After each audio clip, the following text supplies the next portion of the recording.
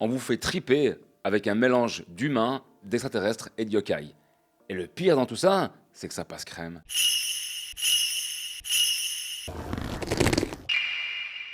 Yosh, Minna, c'est le R, j'espère que vous allez bien. On se retrouve pour une nouvelle vidéo review d'Andadan, épisode 5, saison 3. En tout cas, la saison qui clôture L'œil maléfique. Avant que je commence, les gars, vous en avez pensé quoi? Je vous passe le mic. Je sais, vous inquiétez pas, je le sais. Encore une fois, un superbe épisode. On va commencer par, on va avoir la chance d'assister à un exorcisme. Exorcisme qui va un petit peu foirer. Faut dire ce qu'il y a. L'œil maléfique est beaucoup trop puissant. Donc il va leur dire, bah écoutez, cassez-vous, j'ai la rage, j'ai envie de vous bouffer. D'accord, c'est cool, ok, vas-y, ok, ça va, d'accord. J'ai pas le level, ok. L'épisode commence avec un dîner, donc il se tape un hot pot, c'est une fondue chinoise, pour ceux qui ne savent pas. Magnifique, et c'est ce qui a justement, donc c'est ce qui fait pour ma part à moi l'une des essences primordiales de l'œuvre, c'est huis clos familial, où vous allez avoir tout le monde qui vont...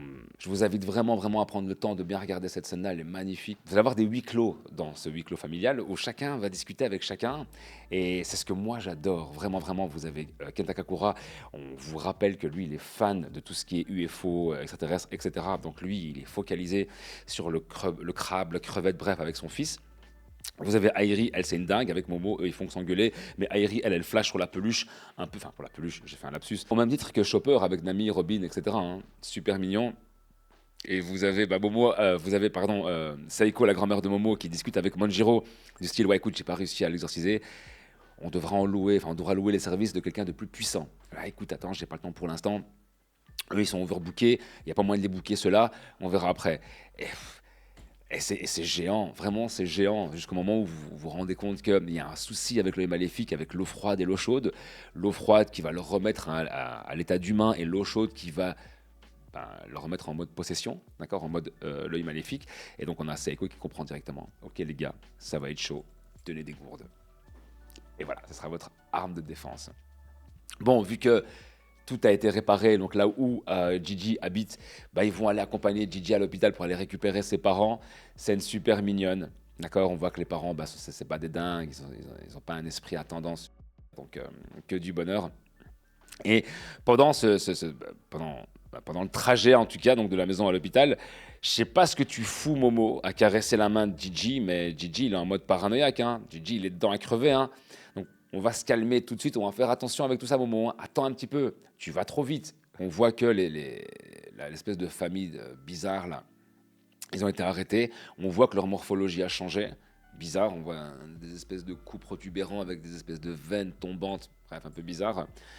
Pareil pour la meuf Jennifer Lopez Anaconda, où au final, on voit en fait que c'est une race extraterrestre. Quand elle arrache complètement donc, son, son cosplay, j'ai envie de dire, qu'elle dit voilà, Momo Ayase, t'es foutu, quoi. Tu t'es mis à dos tous les subterriens. Subterriens, avec ton vieux corps bizarre en accordéon avec des veines. Ok. Pourquoi pas. On est de retour à l'école, on a Momo et Okarun qui discutent un petit peu sur l'exorcisme, comment ça devrait fonctionner, comment ça pourrait fonctionner, qu'est-ce qu'on devrait faire, enfin qu'est-ce que vous devriez faire normalement. Et c'est pas mal parce qu'en fait, Momo a un truc en tête. Elle va aller récupérer donc Okarun en classe et elle va aller récupérer aussi Aira en classe. Elle va voir qu'il y a un souci parce qu'elle c'était l'égérie de l'école et que là en fait comme les gens l'ont vu discuter avec des dingues de type Momo Ayase et Ken Takakura, voilà, elle a rétrogradé au niveau aura. Et donc les gens veulent la boycotter. Mais Aira, c'est une fois, elle en a rien à foutre, mais elle a un petit peu touché. Et donc elle est devant le pas de la classe, elle voit que tout le monde la regarde, mais tout le monde la boycotte. Et au même moment, t'as Aira qui dit ah, ok, Momo qui dit vas-y, viens, on a besoin de toi. Et tu vois, elle redevient quoi, mais comment. Trop mignon. Momo, elle voit ce qui se passe avec Aira et sa classe. Hein. Elle lui dit écoute, si t'as le moindre problème, moi tu me le dis, quoi, tu vois. Je crois qu'il y avait même à un moment donné un truc, c'était que ouais, si c'est à cause de nous, si t'as honte de nous, c'est bien, boycotte-nous, quoi, t'inquiète pas. Et je trouve ça magnifique. En fait, ils sont un peu dans la...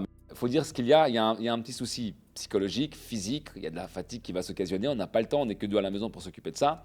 Et ma grand-mère, voilà, elle n'a pas que ça à faire. Donc, s'il vous plaît, les gars, est-ce que vous pourriez venir habiter chez moi? Dire ça à Ken. Incroyable.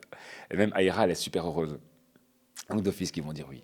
Et donc, ils vont toutes et tous venir habiter chez Momo Ayase pour pouvoir faire un suivi. sur Gigi et l'œil maléfique, comme ça au moins, donc les gens pourront faire des gardes à tour de rôle. Gigi, j'adore comment il parle, et vous avez Aira qui dit ouais, je suis là, c'est bien, prends mes affaires, tu vois. Lui, il fait que la complimenter, t'es une bombe, t'es une bombe, t'es une bombe. Gigi, le pauvre, à chaque fois, Gigi va déchirer ses vêtements, il y aura que son calbar qui va rester, et il va taper dans la gueule de tout le monde. Et ça, c'est magnifique. L'épisode va se terminer là-dessus. Donc vous avez compris que l'épisode d'après va être rocambolesque, il va être loufoque, il va être pétage de rire. J'ai surkiffé Dan Dan Dan épisode 5, je surkiffe pour l'instant l'œuvre. Accrochez-vous, c'est vraiment une série où vous allez rigoler. Je sais pas si vous la regardez en français ou en VOSTFR. C'est l'une des rares séries où mon doigt passe avec la souris pour voir combien de temps il me reste avant la fin de chaque épisode.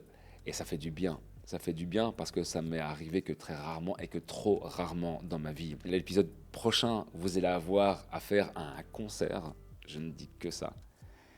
Et entre-temps, les gars, ben voilà, c'est tout. Je pense que je ne vais pas trop en dire sur Dan Dan Dan. Vraiment, je vous pousse à regarder la série. Elle est magnifique. Si vous avez regardé l'épisode 5 comme moi, dites-moi ce que vous en avez pensé. Donc, likez la vidéo, partagez la vidéo, commentez, abonnez-vous pour ceux qui ne l'ont pas encore fait. Je vous dis à très vite, moi, pour de nouvelles aventures. Peace out.